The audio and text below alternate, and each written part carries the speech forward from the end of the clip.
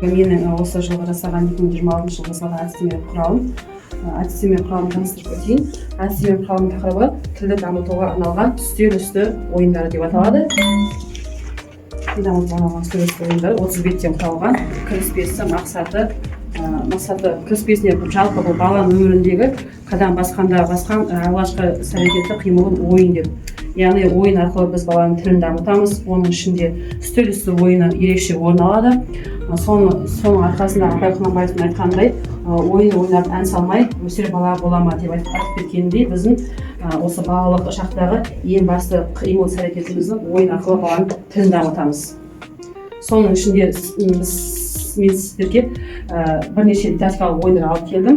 Оның ішінде мысалы жануарларды, жабайы жануарлар және үй жануарларын ажырата білу, жабайы жануарлардың мекенін таба білу, және төлдерін, және олардың үлкен кішілерін таба білу арқылы балалар мысалы танымдық іс-әрекет атады бұл жерде. Үлкен, кіші, кішкентай деп, және оның әлеуметтік дағдысы артады.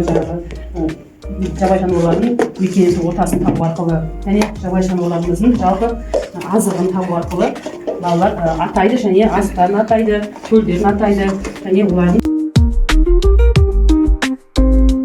бала жемістер мен көкөністі ажыратады екен. Бұл жерде балаларға жеміс пен көкөністерді араластырып беріледі, суреттері, және екі түрлі картина беріледі, себет беріледі. Сол себетке жеміс пен көкөністі ажыратып, сол себетке толтырамыз. Екінші ойында да жеміс пен көкөністердің көлеңкелері беріледі, сол көлеңкелерге сәйкестендіріп жабыстыру арқылы соны жеміс пен көкөністі ажыратып береді екенбіз. Міне әр жемісі атайды, мысалы қияр, банан, асқабақ деп атау арқылы тілдері дамиды. Үй жануарлармен суретке қарап олар не есін ажыратады. көлеңкесін табады.